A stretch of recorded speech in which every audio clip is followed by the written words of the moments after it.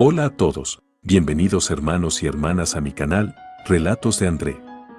Como dije en el primer iceberg de la Biblia y en el iceberg de la Biblia 2, la Biblia es el libro más vendido de la historia y el que tiene los relatos más interesantes jamás escritos. Aunque no seas un creyente, es innegable el impacto que ha logrado en la humanidad desde que se ha publicado este mítico libro, el cual contiene historias increíbles, enseñanzas muy valiosas y sobre todo, muchísimos misterios que se derivan de él. Espero que te guste el siguiente iceberg, el iceberg de la Biblia 3.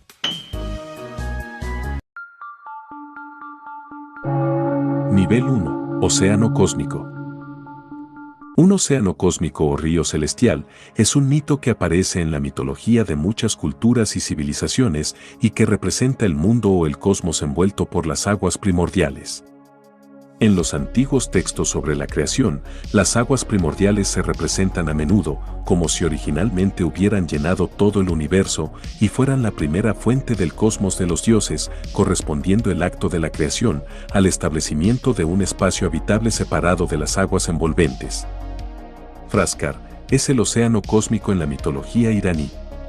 En el primer relato de la creación de la Biblia, el mundo se crea como un espacio dentro del agua, y por tanto está rodeado de ella, y dijo Dios, haya un firmamento en medio de las aguas, y separe las aguas de las aguas. Génesis capítulo 1, versículo 6. Firmamento.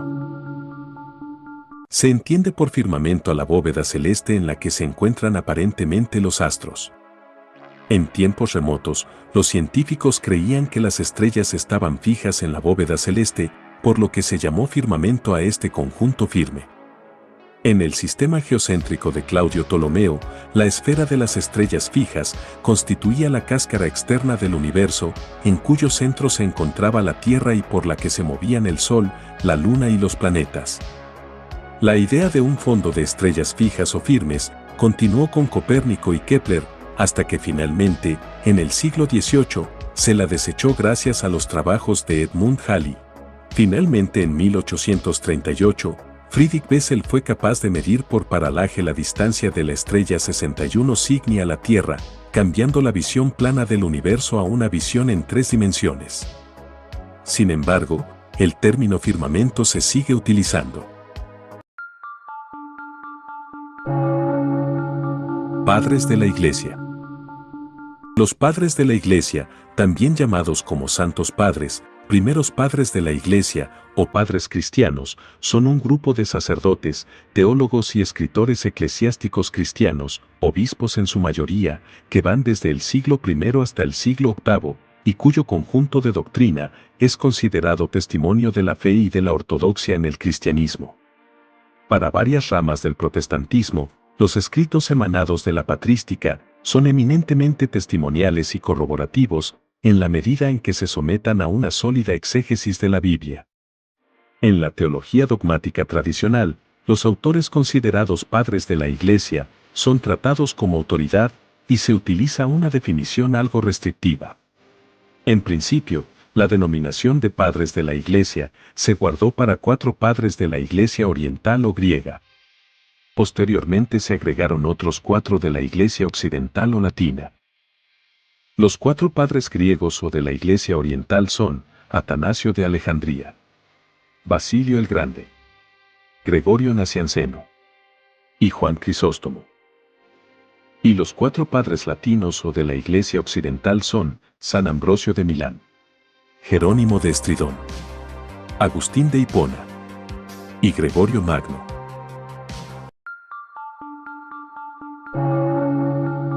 Ablución. Una ablución es una purificación ritual de algunas partes del cuerpo antes de algunos actos religiosos. El agua es un símbolo de purificación en muchas de las principales religiones. En el judaísmo, mikve es la ubicación requerida para un baño ritual de pureza. En el cristianismo, el agua se utiliza para el bautismo. Bautismo deriva del griego baptizo, lavar, sumergir, rito de admisión a la iglesia cristiana, tanto en aspersión como en inmersión parcial o total por el pastor o sacerdote, durante el rito del bautismo, no durante el culto y no durante la misa. En el hinduismo, el agua tiene poderes de purificación. En el Islam, el agua se utiliza para purificar al creyente durante abluciones anteriores a la oración o salat. Las abluciones y la noción de pureza ritual son parte del judaísmo y del Islam, mientras que el cristianismo casi las ha abandonado. Como vestigio de la purificación previa a la liturgia por parte de los sacerdotes católicos, perduran en algunas iglesias, en las sacristías o en dependencias específicas, los lavatorios destinados para el lavado de las manos. Algunos de estos son auténticas obras de arte, en muchos casos desconocidas por sus ubicaciones. Mariología. La Mariología es la parte de la teología católica que se dedica a la Virgen María. Además del estudio de su vida, tal como se refleja en los Evangelios, realiza interpretaciones acerca de distintos dogmas y doctrinas marianas, su naturaleza, Inmaculada Concepción de María, Asunción de la Virgen, Coronación de la Virgen, etc., su papel en la salvación, mediadora y corredentora, sus advocaciones, Reina de los cielos, Madre de la Iglesia, Perpetuo socorro, esperanza, auxiliadora, entre otros, y cómo debe realizarse su veneración o culto, el culto mariano, llamado hiperdulía. Mientras que en el protestantismo, el papel de la Virgen es muy reducido, en el catolicismo, el anglicanismo y la Iglesia ortodoxa, se destaca mucho más. La patrística dedicó una buena parte de su producción a la Mariología. San Ireneo de León llamaba a María, segunda Eva, porque a través de María y su elección voluntariamente aceptada de la elección de Dios, la Anunciación, Dios deshizo el daño hecho por la elección de Eva, de comer el fruto prohibido, el pecado original. El Concilio de Éfeso, tercer concilio ecuménico, debatió sobre si María debía ser llamada Theotokos o Christotokos. Los nestorianos prefieren la denominación Christotokos, que en griego significa Madre de Cristo, no porque nieguen la divinidad de Jesús, sino porque creen que Dios Hijo, el Logos, existió antes del tiempo y antes de María, y que Jesús tomó su divinidad de Dios Padre y su humanidad de su Madre. Así que para ellos, llamar a María, Madre de Dios, es confuso y potencialmente herético. Otros, en el mismo concilio, creían que negando el título de Theotokos acarrearía la implicación de que Jesús no es divino. Al final, el concilio confirmó el uso del término Theotokos y con ello afirmaba la indivisibilidad de la divinidad y la humanidad de Jesús, unión hipostática o de las dos naturalezas de Cristo. Así, mientras que el debate trató sobre el título correcto para María, también se trataba de una cuestión cristológica sobre la naturaleza de Jesucristo, una cuestión que volvería a debatirse en el Concilio de Calcedonia, cuarto concilio ecuménico. El nacimiento virginal de Jesús es dogma compartido por la mayor parte de las confesiones cristianas. En cambio, la virginidad de María, mantenida perpetuamente antes del parto, en el parto y después del parto, es negada por algunas iglesias protestantes que la consideran contradictoria con las referencias evangélicas a hermanos de Jesús, por ejemplo Santiago el Justo, y se supone que también habría tenido hermanas.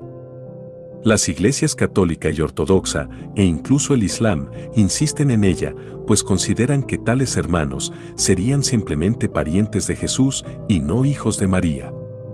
En 1854 se definió como dogma, por el Papa Pío IX, la Inmaculada Concepción, que supone la exención de la Virgen del pecado original.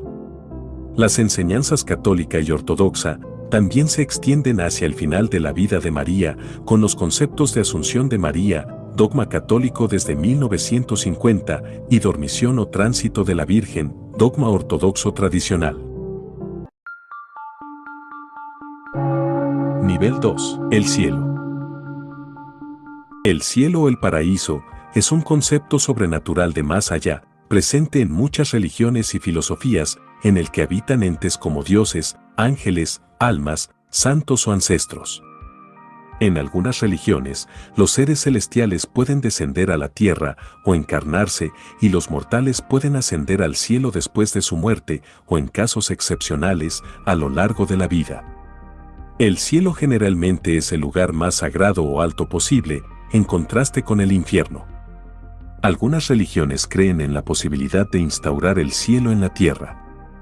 En el cristianismo, el cielo es un retorno al estado de la humanidad anterior a la caída, un segundo y renovado jardín del Edén, en el que la humanidad se reúne con Dios en un perfecto y natural estado de existencia eterna.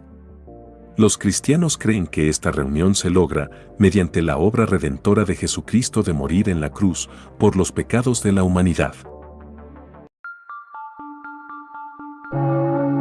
Satanás. Satanás o Satán en las religiones abrahámicas es una entidad sobrenatural negativa que seduce a los humanos al pecado o la falsedad. En el cristianismo, generalmente se lo ve como a un ángel caído, que solía poseer una gran piedad y belleza, sin embargo se terminó rebelando ante Dios, por lo cual fue desterrado al infierno, convirtiéndose en el gobernante y líder opositor al reino de Dios. En el judaísmo, Satanás se considera una metáfora de inclinación al mal o como un agente subordinado a Dios. En la fe cristiana, Satanás es principalmente un acusador y adversario, una entidad decididamente malévola que posee cualidades malignas. Satanás es el antagonista en las lecturas del Apocalipsis y quien quiso tentar a Jesucristo en el desierto. En el satanismo teísta, Satanás es considerado una fuerza positiva y una divinidad que es adorada y venerada. Sola fide. Sola fide, en español, por la fe sola o solo por la fe, también conocida históricamente como la doctrina de la justificación por la fe sola, es una doctrina teológica cristiana que distingue a la mayoría de las denominaciones protestantes del catolicismo, el cristianismo ortodoxo y algunos en el movimiento de restauración. La doctrina de la sola fide o solo por la fe afirma que el perdón de Dios para los pecadores culpables se concede y recibe a través de la fe sola y no tiene en cuenta las buenas obras que se hayan hecho en vida. Toda la humanidad, se afirma, ha caído por el pecado bajo la maldición de Dios, y es incapaz de salvarse a sí mismo de la ira y de la maldición de Dios. Pero Dios, basándose en la vida, muerte y resurrección de su Hijo, únicamente Jesucristo, otorga a los pecadores perdón judicial o justificación que se recibe únicamente a través de la fe. La fe es vista como pasiva, simplemente recibiendo a Cristo y todos sus beneficios, entre los cuales son la justicia activa y pasiva de Jesucristo.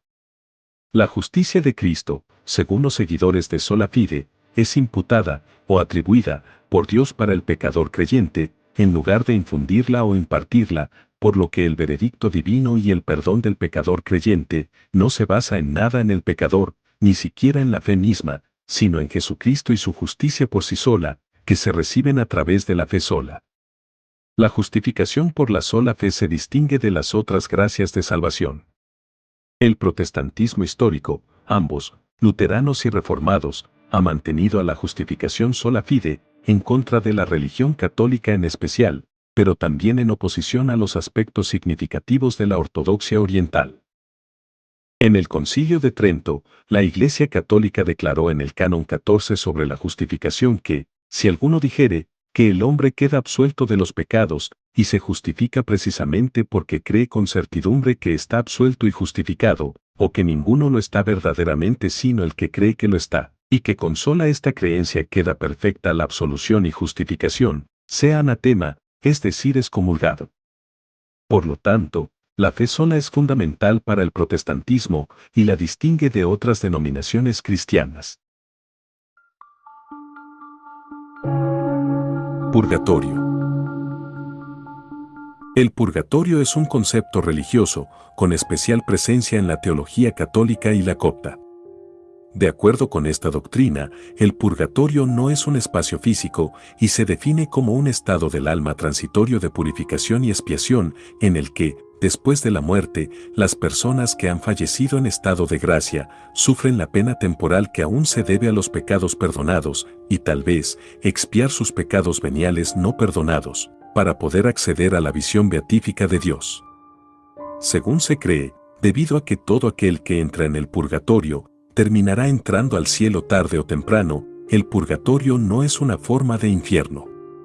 Se afirma que las plegarias a Dios por los muertos La celebración de la Eucaristía y las indulgencias pueden acortar la estancia de una o varias almas que estén en dicho estado. De acuerdo con la doctrina oficial de la Iglesia Católica, las penas que se sufren son similares a las del infierno, pero no son eternas y purifican porque la persona no está empedernida en una opción por el mal. Por eso, el purgatorio es la purificación final de los elegidos, la última etapa de la santificación. ¿Cómo pudo Noé poner todos los animales en el arca? Los escépticos a menudo descartan este desafío, pensando que no hay respuesta, pero la hay, y es muy simple. La pregunta tiene dos partes, la cantidad de animales y el tamaño del arca. Todas las especies de seres vivos no necesitaban subir a bordo. Solo los animales que respiraban aire. Toda carne en la que haya aliento de vida, Génesis capítulo 7, versículo 15, y que moran en la tierra. Murió toda carne que se movía sobre la tierra, Génesis capítulo 7, versículo 21. Entonces, los peces no subieron al arca, al igual que las ballenas y los delfines, ya que aunque respiran aire, no viven en la tierra. A pesar de que los peces y las ballenas sobreviven bajo el agua, algunos mueren durante las inundaciones debido a los sedimentos y otros desechos que contaminan el agua. A lo largo de la historia se han encontrado muchos fósiles marinos que fueron enterrados durante el diluvio. De igual manera, los insectos probablemente no fueron recolectados ni alojados en el arca. No tienen fosas nasales para respirar aire y pueden sobrevivir a las inundaciones en escombros flotantes como esteras de vegetación. Pero sin duda, muchos insectos subieron a bordo de todos modos. Entonces, eso reduce el número de especies. ¿Cuántos animales pudieron haber sido? Tomemos a los perros, por ejemplo, habría tomado Noé 2 alsacianos, 2 cocker spaniels, 2 collies, 2 setters rojos, etc. No, solo habría necesitado un par de perros, como los lobos, con mucha variación genética, algo así como los perros mestizos de hoy.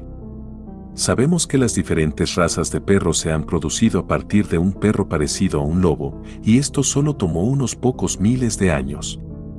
Eso no es evolución, eso es solo una variación dentro del tipo creado originalmente. Así que hoy tenemos muchos más tipos de animales diferentes de los que tomó Noé en el arca. Se han diversificado en los 4500 años desde el diluvio. El número real de animales que Noé subió a bordo depende de lo que sea un tipo de animal bíblico. En el libro, El Arca de Noé, un estudio de viabilidad, calculó que el número de animales habría sido menos de 16.000, asumiendo que un tipo bíblico es aproximadamente equivalente al grupo de animales que llamamos género hoy en día. Sin embargo, si el tipo bíblico es equivalente al grupo familia, entonces solo habría habido 2.000 animales. Probablemente estaba en algún punto intermedio. Los animales se habrían alojado fácilmente en recintos pequeños, porque la mayoría de los animales son pequeños, en promedio del tamaño de un conejo. Incluso los animales grandes, como los dinosaurios más grandes, comenzaron sus vidas siendo muy pequeños.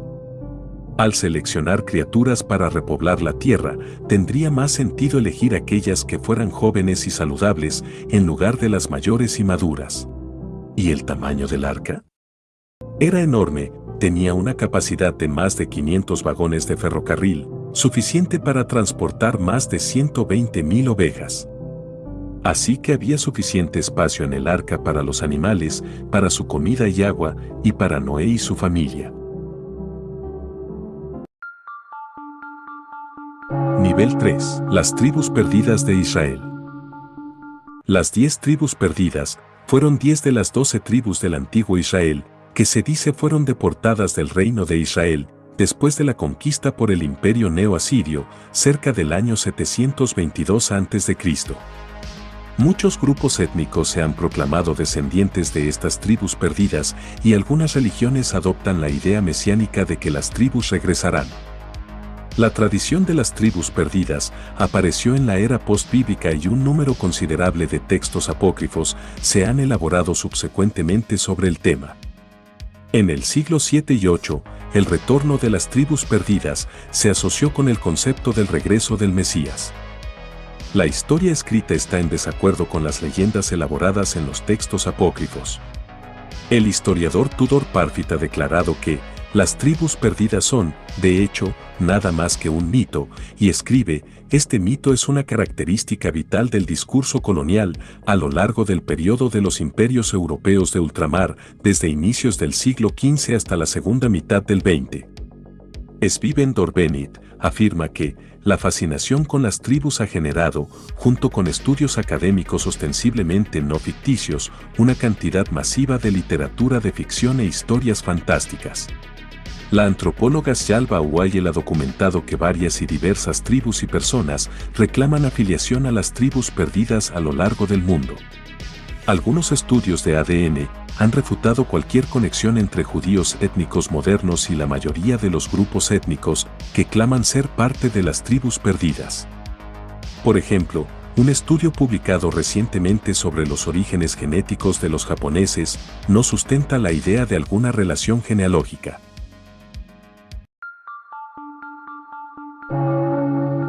Sueños proféticos. Los sueños proféticos aparecen muchas veces en la Biblia y los experimentaron todo tipo de personas, incluyendo profetas, Daniel capítulo 7, versículo 1, reyes paganos, Daniel capítulo 2, y hombres comunes, Génesis capítulo 31, versículo 24. A veces los sueños requerían una interpretación, como en el caso del sueño de Nabucodonosor en Daniel capítulo 2. Otras veces, no fue necesaria la interpretación, ya que Dios habló claramente a quien soñaba, como en la historia de Abimelech y la mujer de Abraham, Génesis capítulo 20, versículos 1 al 6. La definición de un sueño profético puede ser algo así, una visión sobrenatural nocturna que contiene una predicción.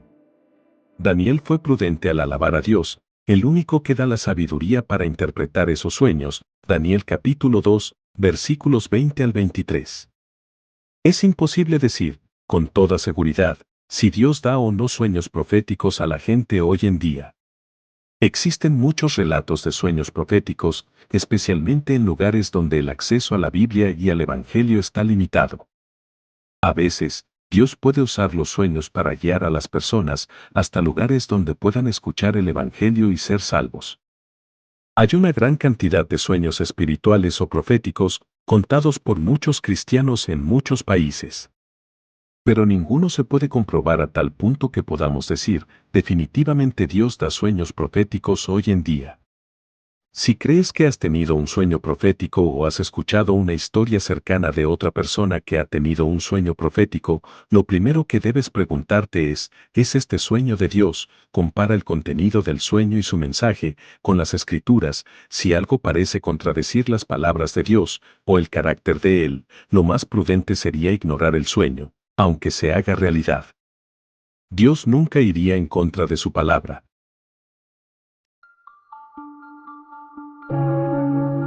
La mujer de Caín. Aclima, también llamada Calmana, Lucia, Cainán, Lulugua o Aguan, según algunas tradiciones religiosas, era la hija mayor de Adán y Eva, la hermana, en muchas fuentes, gemela de Caín y a la vez su mujer. Esto la convertiría en la primera mujer humana nacida de forma natural. Génesis capítulo 4, versículo 17, afirma que después de matar a Abel, Caín conoció a su mujer, la cual concibió y dio a luz a Enoc. En un esfuerzo por explicar de dónde adquirieron esposas Caín y Abel, algunas fuentes tradicionales afirmaron que cada hijo de Adán y Eva nació con una gemela que se convirtió en su pareja. En la tradición musulmana, Caín nació con una hermana gemela llamada Aclima y Abel con una hermana gemela llamada Yumela. Adán quiso que Caín se casara con la hermana gemela de Abel y Abel con la de Caín. Caín no consintió en este arreglo y Adán propuso someter la cuestión a Dios mediante un sacrificio. Dios rechazó el sacrificio de Caín en señal de desaprobación de su matrimonio con Aclima, su hermana gemela, y Caín mató a su hermano en un ataque de celos. El hombre más longevo de la historia. Matusalén es un personaje de la Biblia, hijo de Enoc, padre de Lamec y abuelo de Noé, quien fue el último de estos patriarcas. Matusalén es la persona más longeva en la Biblia con 969 años. Se menciona a Matusalén en Génesis capítulo 5, versículos 21 al 27, como parte de la genealogía que conecta a Adán con Noé. Esta se repite, sin la cronología, en Primero de Crónicas, capítulo 1, versículo 3, y además aparece en Lucas capítulo 3, versículo 37. Lo siguiente proviene de la traducción de la Biblia de Reina Valera de 1960, vivió Enoc 65 años y engendró a Matusalén. Y caminó Enoc con Dios, después que engendró a Matusalén, 300 años, y engendró hijos e hijas. Y fueron todos los días de Enoc 365 años. Caminó pues, Enoc con Dios, y desapareció, porque le llevó Dios. Vivió Matusalén 187 años, y engendró a Lamec. Y vivió Matusalén, después que engendró a Lamec, 782 años, y engendró hijos e hijas. Fueron pues, todos los días de Matusalén 969 años, y murió. A raíz de la longevidad de este personaje, han surgido expresiones populares para denotar a modo de exageración, y a veces de forma sarcástica o como burla, a una persona muy vieja o algo que es muy antiguo, ser más viejo que Matusalén, tener más años que Matusalén, tener el don de Matusalén, etc. ¿Por qué la gente en el Génesis vivió vidas tan largas? Esta pregunta está relacionada con el tema anterior. El por qué la gente en los primeros capítulos del Génesis vivía vidas tan largas es algo misterioso. Hay muchas teorías hechas por eruditos bíblicos. La genealogía en Génesis capítulo 5 registra la línea de los descendientes piadosos de Set, la línea que eventualmente produciría al Mesías. Posiblemente Dios bendijo especialmente esta línea con una larga vida como resultado de su bondad y obediencia. Mientras que esto es una posible explicación, la Biblia en ningún lugar limita la duración de la vida a individuos mencionados en el Génesis capítulo 5. Además de Enoc, Génesis capítulo 5 no identifica a ninguno de los individuos como hombres especialmente buenos. Más bien, parece que en ese tiempo, todos vivían varios cientos de años. Hubo muchos factores que probablemente contribuyeron a esto. Algo pasó en la inundación para acortar la vida de los hombres. Compara la duración de la vida antes del diluvio, Génesis capítulo 5, versículos 1 al 32, con la vida después del diluvio, Génesis capítulo 11, versículos 10 al 32. Inmediatamente después del diluvio, las edades disminuyeron drásticamente y luego siguieron disminuyendo. Una clave puede estar en Génesis capítulo 6, versículo 3, no contenderá mi espíritu con el hombre para siempre, porque ciertamente él es carne, más serán sus días 120 años. Mucha gente ve la referencia de 120 años como el nuevo límite de edad divinamente establecido para el hombre. En el tiempo de Moisés, que vivió 120 años, la esperanza de vida era mucho menor. Después de Moisés, no tenemos registro de que alguien haya vivido más de 120 años. Otro factor a considerar es que en las pocas primeras generaciones después de la creación, el código genético humano aún no había desarrollado muchos defectos. Adán y Eva fueron creados perfectos. Seguramente eran altamente resistentes a padecimientos y enfermedades. Sus descendientes debían haber heredado estas ventajas, aunque en menor grado. Sin embargo, a través del tiempo y como resultado del pecado, el código genético humano se volvió progresivamente corrupto, y los seres humanos se volvieron más y más susceptibles a la muerte y la enfermedad. Esto habría resultado en una drástica reducción de la duración de la vida.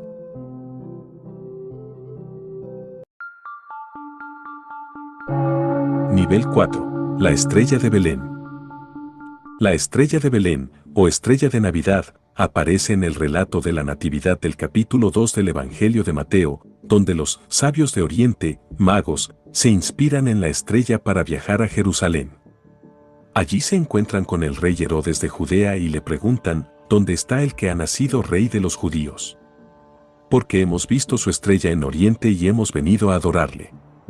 Herodes reúne a sus escribas y sacerdotes que, citando un versículo del libro de Miqueas, lo interpretan como una profecía de que el Mesías judío nacería en Belén, al sur de Jerusalén.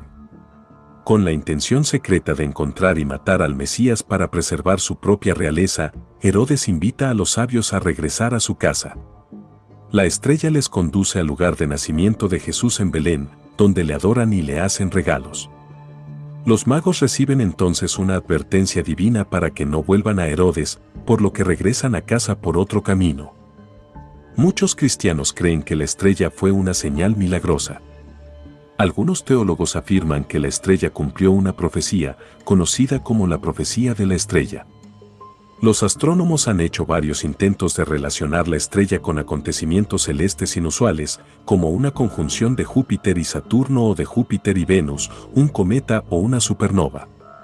Muchos estudiosos modernos no consideran que el relato describa un acontecimiento histórico, sino más bien una ficción piadosa añadida posteriormente al relato principal del Evangelio.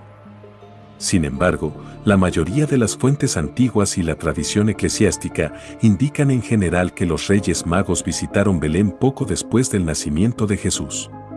Herodes manda matar a todos los bebés hebreos varones de la zona, de hasta 2 años de edad, en la masacre de los inocentes. La preexistencia de Jesucristo.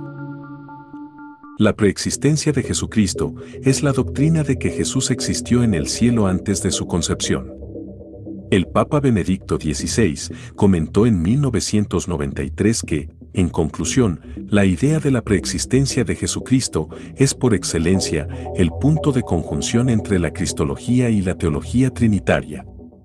Comisión Teológica Internacional. Parece que el obispo Arrio aceptó la preexistencia de Jesús. La mayoría de las iglesias antitrinitarias de hoy también aceptan la existencia de Jesús antes de su nacimiento, a excepción de los cristadelfianos, que creen en su existencia a partir de su nacimiento físico. Los testigos de Jehová identifican al arcángel Miguel como Jesús, apoyando el concepto preexistencial. Es sobre todo en el unitarismo del siglo XVII, donde se encuentran desarrolladas objeciones contra la doctrina de la preexistencia de Cristo. La preexistencia de Cristo se encuentra basada en el Evangelio de Juan de las Sagradas Escrituras. Jesús les dijo, de cierto os digo, antes que Abraham fuese, yo soy. Juan capítulo 8, versículo 58. Esto quiere decir que todas las iglesias evangélicas aceptan la preexistencia de Cristo. Leviatán y Behemoth. Leviatán es el terror de todo marinero desde el principio de los tiempos, junto con el Kraken. Esta bestia aparece en el Antiguo Testamento, aunque muy posiblemente tenga un origen más antiguo y primitivo. Actualmente se le asocia con un serafín, que siguió a Lucifer y cayó del cielo.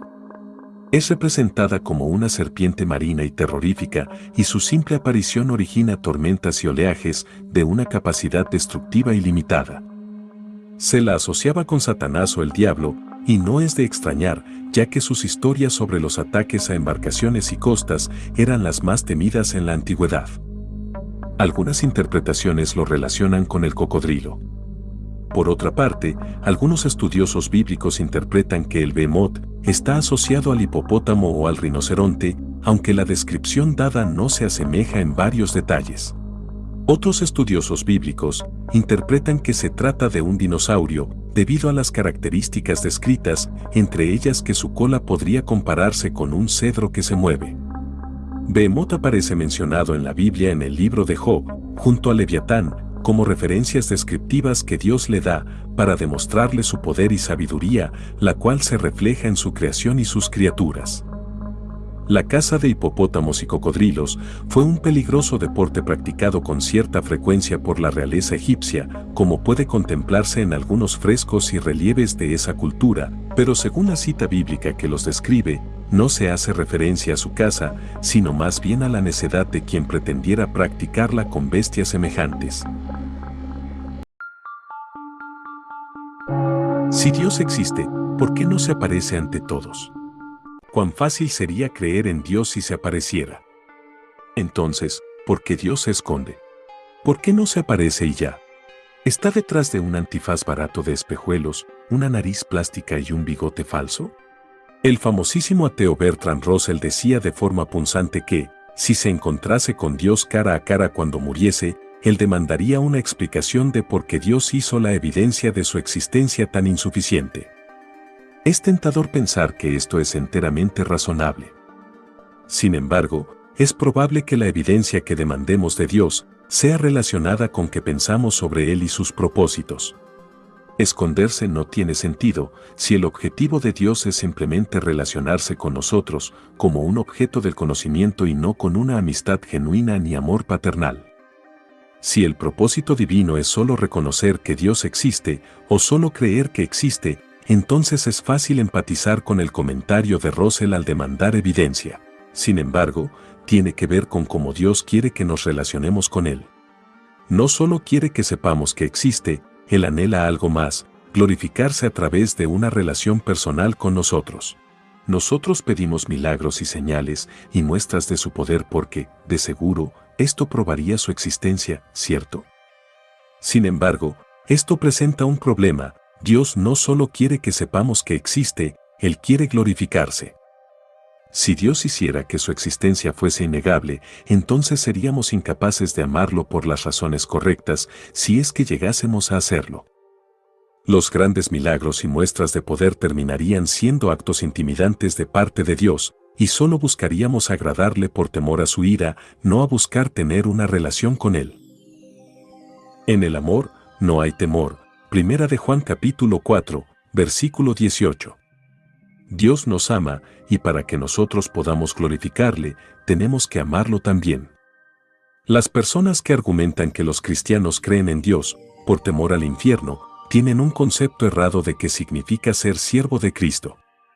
Los cristianos que sí creen en Dios por miedo al infierno, se pierden de la plenitud encontrada en un Dios que los ama. Además, dado el caso de que Dios muestre todo su poder, solo un necio rechazaría la existencia de Dios, ¿cierto? El problema es que, la incapacidad de negar la existencia de Dios nos haría marionetas. ¿Se puede amar de verdad cuando eres obligado u obligada a decir, te amo? El filósofo Søren Kierkegaard escribió este punto en una especie de parábola. Supongamos que hubo un rey que amó a una humilde sirvienta. El rey era único, todos temblaban ante su poder. Nadie se atrevía a susurrar una palabra en su contra, pues tenía las fuerzas para destruir a todos los que se le oponían. Sin embargo, este poderoso rey amaba a esta sirvienta. ¿Cómo él podría declarar su amor por ella? De una forma extraña, su realeza lo limitaba. Si la traía al palacio y la coronaba con joyas y vestidos reales, de seguro no resistiría, nadie lo resistiría. Pero, ¿ella lo amaría? Ella diría que lo amaba, por supuesto, pero, ¿lo haría de verdad? Si él cabalgase en su carroza real a la casucha en el bosque donde ella vive, eso también la abrumaría. El rey no quería un sujeto servil. Él quería una amante, un igual, porque es solo en el amor que lo desigual se hace igual. Claro, no es decir que Dios necesita nuestro amor, Dios sigue siendo Dios aunque nadie en el mundo lo amase. Pero, Él ha decidido amarnos, despojarse de su gloria para acercarse a nosotros. Nos ha buscado para poder entrar en una relación con Él. Esto significa que Dios no se mantiene escondido, sino que Él se ha revelado de una forma contundente, real, explícita. ¿De qué forma? La creación. Romanos capítulo 1, versículo 20 nos dice que, las cosas invisibles de Él, su eterno poder y deidad, se hacen claramente visibles desde la creación del mundo, siendo entendidas por medio de las cosas hechas. Jesús. Y aquel Verbo fue hecho carne, y habitó entre nosotros, y vimos su gloria, gloria como del unigénito del Padre, lleno de gracia y de verdad. Juan capítulo 1, versículo 14. La belleza y la música. En una parte de su argumento del deseo para la existencia de Dios, C.S. Lewis argumenta que nuestros gozos terrenales, como la belleza, la música, etc., no son fines en sí mismos, y por eso nunca nos dejan completamente satisfechos y siempre buscamos más de estas cosas. Por eso nuestros estados de deseos incumplidos nos apuntan a alguien que sí los puede satisfacer. Piénsalo, si el universo es el resultado de un accidente ciego y mecánico, ¿por qué tiene tanta belleza? ¿De dónde salió? Si somos meras máquinas supervivientes y nuestro propósito no es más que reproducirnos, porque podemos apreciar arte, música y la belleza que se puede descubrir dentro de una ecuación matemática o en la estructura de un ADN. En fin, Dios no se esconde. Hace su presencia conocida para que podamos enamorarnos más y más de Él. Él anhela que le glorifiquemos, adoremos y le amemos, no por miedo, sino por amor, porque Él nos amó primero. Dientes humanos en estatua de Jesús. Las iglesias del mundo están pobladas de imágenes religiosas. Pinturas, esculturas, frescos, grabados, esmaltes, algunas son muy antiguas y suelen necesitar restauración. En algunos casos, salta la sorpresa cuando están reparando la obra. Puede aparecer una pintura anterior debajo de la que se está arreglando o, como en el caso que nos ocupa, una parte real del cuerpo humano. El misterio saltó a los medios de comunicación en 2014. Se estaba procediendo a la restauración de una estatua del Cristo de la Paciencia de la iglesia de San Bartolo Cuautlalpan de Zumpango, Estado de México. Es una talla policromada del siglo XVIII, de la época virreinal, que representa a Cristo antes de la crucifixión, que mide 1.15 metros de altura.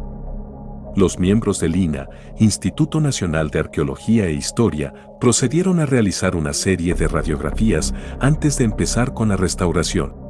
Fanny Uniquel, responsable de restauración del Taller de Restauración de Escultura Policromada de la Escuela Nacional de Conservación, Restauración y Museografía, ENCRIM, informó de su sorpresa al comprobar que, aunque a simple vista apenas eran visibles, la estatua tenía 8 dientes y estos eran humanos. No se trataba solo de las piezas, sino que éstas habían sido insertadas con sus raíces. Que las esculturas religiosas tuvieran dientes reales no era extraño en la época en que se talló, pero siempre se trataba de piezas animales y no humanas.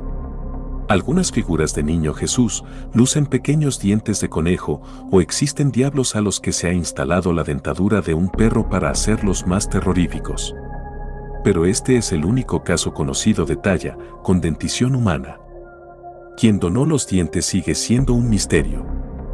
Puede tratarse de una sola persona que donara su dentadura al fallecer, como hicieron con su corazón el obispo de Guadalajara, Manuel Fernández de Santa Cruz, o el virrey Baltasar de Zúñiga, que los dejaron para que se guardase como reliquia a 2 conventos de monjas o de varias personas difuntas o no. También existe la posibilidad que el desconocido artista sustrajese los dientes de un cadáver sin el consentimiento en vida del sujeto. Curiosamente, los dientes que están completamente sanos prácticamente no se ven, por lo que era innecesario incluirlos en la escultura. Los dientes no pueden ser retirados de la talla para hacer un estudio más profundo y averiguar a quién pudieron pertenecer, pero sí se considera interesante continuar los estudios para tratar de averiguar, por lo menos, el sexo y la edad del donante o donantes.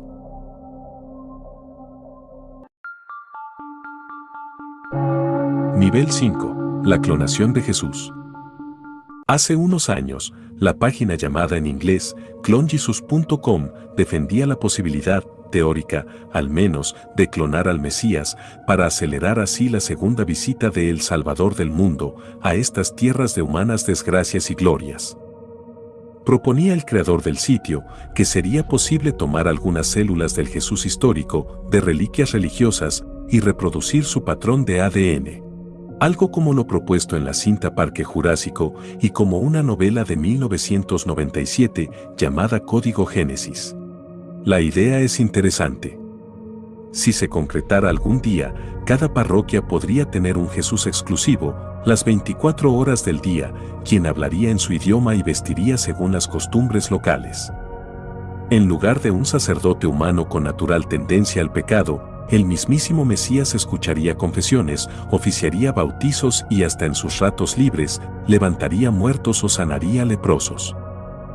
Aunque la idea suene interesante, no es esperable en el futuro cercano lograr hacer venir al Cristo, pues existen limitaciones de todo tipo, desde conseguir material genético único hasta lograr el proceso de clonación mismo. De hecho, el sitio promotor de la idea ya no está en línea desde que se descubrió que su fundador, Christian Larsen, el mismo que publicó el manifiesto del Unabomber en forma de libro, utiliza este tipo de ideas para levantar fondos a través de donaciones de ingenuos y que los dineros van a parar a su bolsillo. En el futuro cercano, hay algo con mayor probabilidad de ocurrir, la perpetuación de la vida en seres humanos extraordinarios. Gracias a los avances médicos y genéticos de los próximos 50 años, sería posible alargar la vida humana casi indefinidamente. Bastará solo con escoger quién merece vivir indefinidamente y comenzar a cuidarlo desde joven. Así que vayamos pensando cuál de nuestros gloriosos líderes merece vivir por siempre. Valdrá la pena hacer envejecer a los diputados, para ver en cuántos cientos de años maduran y se ponen a trabajar más y a hablar menos. Priorato de Sion. El Priorato de Sion, en francés, Prieuré de Sion, es una organización fraternal, fundada y disuelta en Francia en 1956 por Pierre Plantard como parte de un engaño.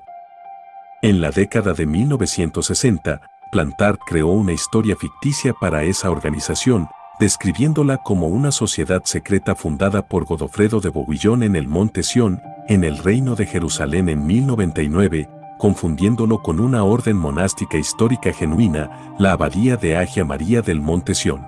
En la versión de Plantard, el priorato se dedicó a instalar una línea de sangre secreta de la dinastía merovingia en los tronos de Francia y el resto de Europa. Este mito fue ampliado y popularizado por el libro pseudohistórico de 1982, El Enigma Sagrado, y luego se presentó en el prefacio de la novela de 2003, El Código da Vinci. Después de convertirse en una causa célebre, desde fines de la década de 1960 hasta la década de 1980, el mítico Priorato de Sion fue expuesto como una farsa creada por Plantard, como un marco para su pretensión de ser el gran monarca profetizado por Nostradamus. Se descubrió que Plantard y sus cómplices falsificaron y luego sembraron las pruebas presentadas en apoyo de su existencia histórica y sus actividades antes de 1956 en distintos lugares de Francia. Sin embargo, muchos teóricos de la conspiración todavía persisten en creer que el Priorato de Sion es una conspiración ancestral que oculta un secreto subversivo. El mito del Priorato de Sion ha sido desacreditado exhaustivamente por periodistas y estudiosos como uno de los mayores engaños del siglo XX. Algunos escépticos han expresado su preocupación de que la proliferación y la popularidad de los libros, sitios web y películas inspirados en este engaño han contribuido al tema de las teorías de conspiración, la pseudohistoria y otras confusiones cada vez más convencionales. Otros están preocupados por la ideología romántica y reaccionaria promovida involuntariamente en estas obras. Moisés tenía cuernos. Miguel Ángel le dio un golpecito a la rodilla de mármol y le ordenó a su Moisés, habla. Cuenta la leyenda que el escultor, una de las figuras mayores del Renacimiento, habría expresado así la fascinación que le producía el realismo majestuoso de su propia creación. Otra versión señala que el asombro tuvo forma de pregunta, ¿por qué no hablas? De haber podido hablar, la escultura del patriarca bíblico quizás le hubiera respondido con otra pregunta, ¿por qué me hiciste con cuernos? Hasta el día de hoy, es un enigma ese detalle en la cabeza del Moisés. La figura está sentada, con su brazo derecho sostiene las tablas de la ley y se toca una larguísima barba que desciende por su torso. Hacia arriba, una hermosa cabellera ondulada se ve coronada por dos elocuentes cuernos. La historia detrás de este Moisés cornudo se vincula, según la explicación más conocida, a una interpretación errónea del pasaje del Éxodo que inspira el momento. San Jerónimo se ocupaba de hacer pasar la Biblia del hebreo al latín. El doctor de la Iglesia llevó a cabo a finales del siglo IV la tarea de componer lo que se conoce como Vulgata. El problema se habría presentado en el momento de traducir el término hebreo Karan, que puede significar que irradia luz, que resplandece. San Jerónimo supuestamente confundió ese verbo en hebreo con una palabra griega que significa cuernos. San Jerónimo dejó escrito en la Vulgata, efectivamente, quod cornuta esset face sua, que en una traducción literal significa que su rostro estaba cornudo.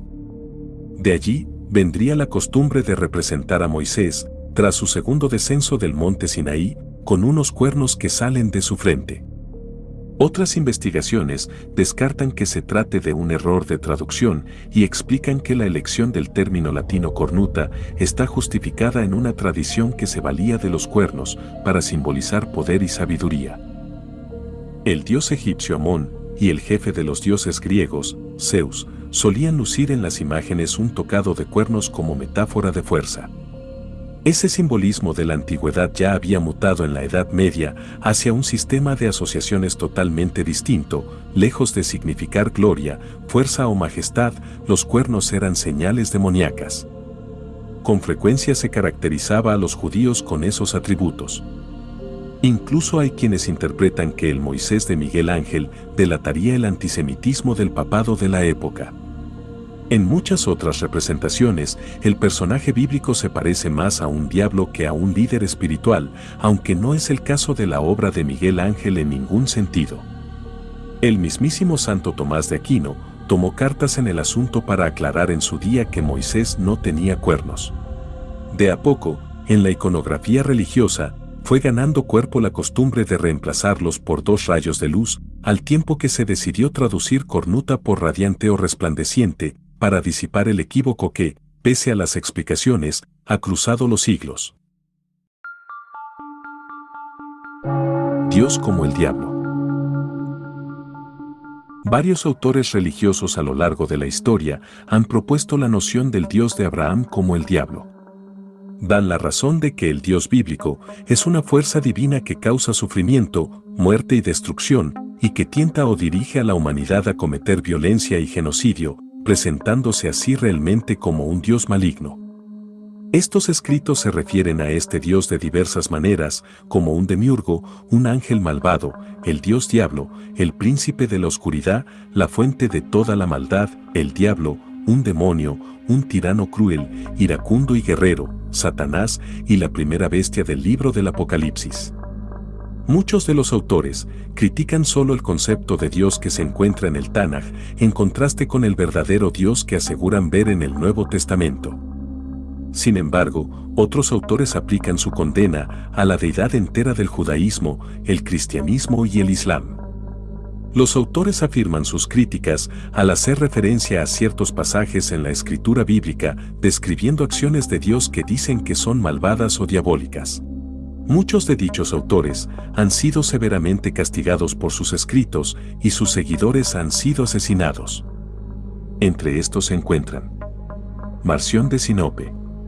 El primer gran hereje del cristianismo en el siglo I sostenía que el Antiguo Testamento era un escándalo para los fieles y daba cuenta para ello al postular que Dios era una deidad secundaria, un demiurgo, que era Dios en un sentido, pero no el Dios supremo, era justo, rígidamente justo, tenía sus buenas cualidades, pero no era el buen Dios, que fue el Padre de nuestro Señor Jesucristo. La Iglesia condenó sus escritos como heréticos. Apeles. El gnóstico del siglo II consideraba que el inspirador de las profecías del Antiguo Testamento no era un Dios sino un ángel malvado. Maní. El profeta persa, fundador de la secta maniquea en el siglo III, identificó a Jehová como el Dios diablo que creó el mundo y dijo que el que habló con Moisés, los judíos y los sacerdotes es el príncipe de la oscuridad, no el Dios de la verdad. Los albigenses. Eran una secta cristiana en la Francia de los siglos XII y XIII, una rama de los cátaros. Su doctrina sostenía que el creador del mundo material es la fuente de toda la maldad, él creó el cuerpo humano y es el autor del pecado, el Antiguo Testamento debe atribuírsele parcial o enteramente, mientras que el Nuevo Testamento es la revelación del Dios benefactor. En última instancia, ellos terminaron en conflicto tanto con el orden civil como con la Iglesia, lo que conllevó a la que se conoció como Cruzada Albigense. Thomas Paine. El filósofo anglo-estadounidense del siglo XVIII escribió en The Age of Reason que cada vez que leemos las historias obscenas, la corrupción voluptuosa, las ejecuciones crueles y tortuosas, la venganza implacable, con lo que más de la mitad de la Biblia está llena, sería más consistente que la llamáramos la palabra de un demonio antes que la palabra de Dios.